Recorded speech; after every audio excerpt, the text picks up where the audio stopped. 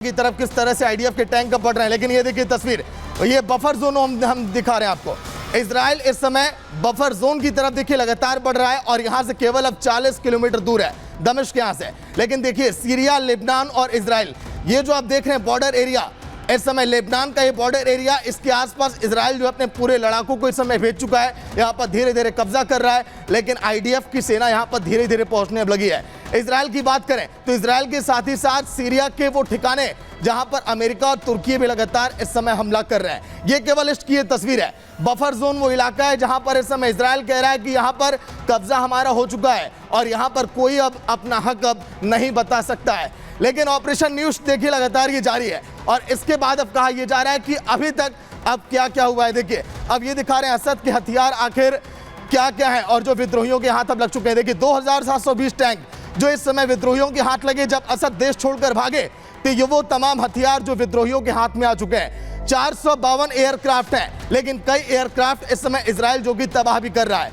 609 multiple rocket launcher, इन हथियारों का गलत इस्तेमाल विद्रोही ना करें, इजराइल ये भी चाहता है।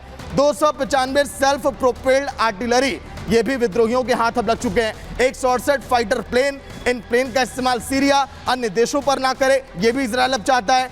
इन फाइटर प्लेन के अलावा और भी कई ऐसे हथियार जो सीरिया में छुपाकर विद्रोही रख रहे हैं। 47 जहाज, लेकिन इजराइल जब लगातार हमले कर रहा है तो कई जहाज, कई यहाँ पर जेट जो है वो तबाह भी हो रहे हैं। इन हथियारों के अलावा कई हथियार जो दमिश्क में कई सैन्य ठिकानों पर हैं, उसको इजराइल लगातार देखिए और अमेरिका, तुर्की उन पर हमले कर रहे हैं। एक और बड़ी खबर, जहां पर देखिए सीरिया पर हमले तो जारी हैं, लेकिन इसी के साथ ही साथ आईडीएफ के सीरिया पर हमले से हिजबुल्लाह भड़क उठा है। हमने जिक्र किया था पहले कि अगर हिजबुल्लाह इस समय बौखला रहा है, कह रहा है कि इजराइल का यह हमला कहीं से भी जायज नहीं है सीरिया पर, और इजराइल लगातार इस समय ताबड़तोड़ बमबारी कर रहा है और तबाह करना चाहता है सीरिया के उन इलाकों को जहां से हथियारों की सप्लाई लगातार होती रही है। कई इलाकों पर आईडीएफ का कब्जा हो गया है, मैप के जरिए भी हमने आपको दिखाया था, और एक एक करके आईडीएफ के लड़ाके सीरिया की सीमा में प्रवेश करने लगे हैं। इजराइल की हरकत बर्दाश्त नहीं है, हिजबुल्लाह ये भी कह रहा है लगातार। तो देखिए हमले पर आकर हिजबुल्लाह का बयान इस समय क्या सामने आया है, क्योंकि बौखलाहट साफ तौर पर दिखाई दे रही है। सीरिया की तरफ से इजराइल जो लगातार आगे बढ़ रहा है, हिजबुल्लाह इस समय कह रहा है कि आप ऐसा मत करिए, लेकिन नेतन्याहू कह चुके हैं कि बदला तो हम लेंगे।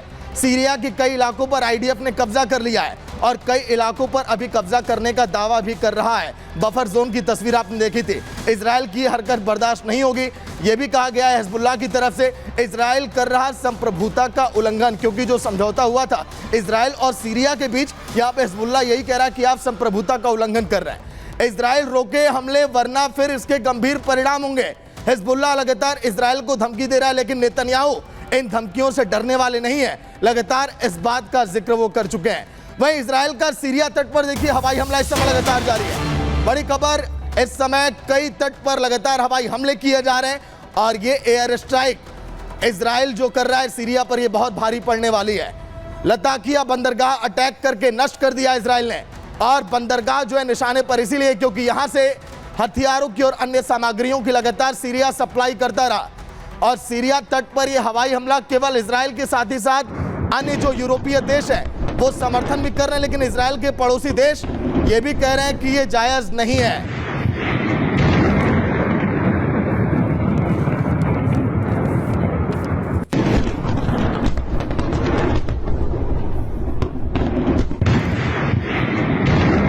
महायुद्ध के देखिए 4 फ्रंट, लेकिन मिडिल ईस्ट में जो इस समय जंग भड़की है, इजराइल इसमें बढ़ चढ़कर अपने कदम आगे बढ़ा रहा है। आईडीएफ के लड़ाकों के हौसले बुलंद हैं, क्योंकि धीरे धीरे उन इलाकों पर इस समय इजराइल कब्जा करने लगा है जहां पर नेतन्याहू की चाहत थी कि हम सीरिया के उन इलाकों में पहुंचे।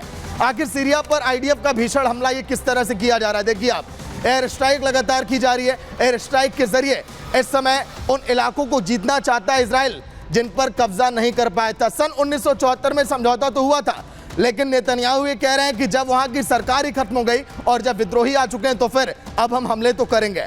देखिए 250 ठिकानों पर एयर स्ट्राइक की गई है।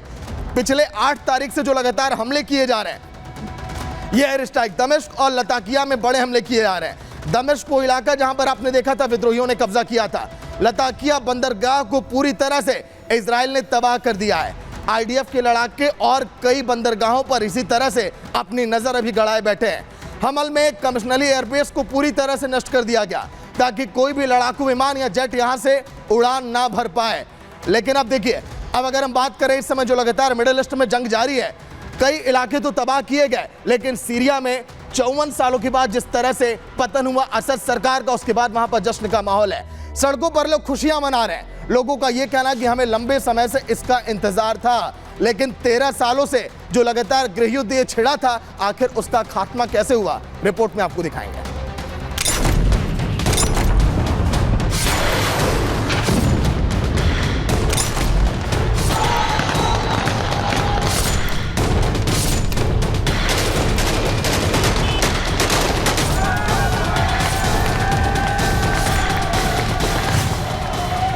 ये जश्न है 24 साल से चल रहे बशर अल असद को सत्ता से उखाड़ फेंकने का।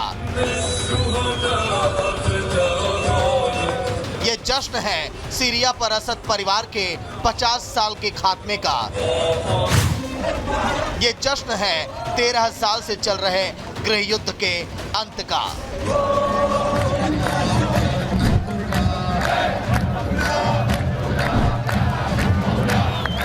8 दिसंबर रविवार को विद्रोही लड़ाकों की फौज सीरिया की राजधानी दमिश्क में घुसी।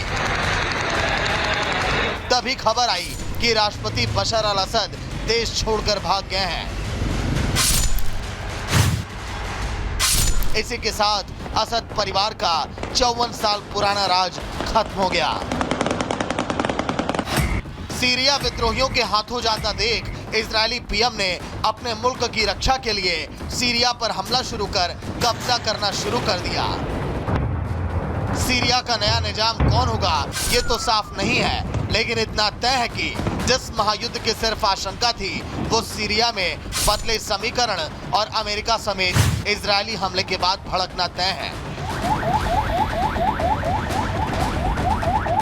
इजरायल ने दमिश्क समेत कई शहरों पर हवाई हमला किया, तो वहीं आईडीएफ के सैनिकों ने ग्राउंड ऑपरेशन के जरिए टैंक से ऐसे बारूद बरसाए कि विद्रोही भाग खड़े हुए और इजरायल ने बफर जोन के सभी इलाकों पर कब्जा जमा लिया।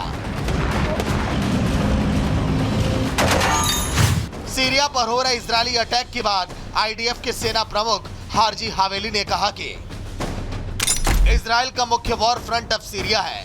इजरायल अपनी सीमा के करीब किसी को नहीं आने देगा। वहीं इजरायली पीएम ने सीरिया पर हो रहे हमले को लेकर बयान दिया और लाउड एंड क्लियर संदेश भी दिया। गोलान हाइट्स हमारा अभिन्न अंग था और रहेगा। गोलान पर कब्जे के लिए चलाया है ऑपरेशन न्यू ईस्ट। सीरिया की सेना का वहां पर कब्जा नहीं था। सीरियाई सरकार का पतन हमारे प्रहार का परिणाम है। हालात स्पष्ट होने तक आईडीएफ सीरिया में रहेगी। 4 मोर्चे से युद्ध लड़ते हुए नेतन्याहू ने सीरिया पर हो रहे हमले से साफ संकेत दिया है कि सीरिया की सरकार विहीन होते ही तेल अवीव ने अपना ग्रेटर इजरायल मिशन शुरू कर दिया है। ग्रेटर इजरायल की परिकल्पना में सीरिया का बड़ा हिस्सा आता है। पहले चरण में इजरायल का टारगेट है सीरिया के बड़े इलाके में बफर जोन तैयार करना। Bureau report, Republic Bharat.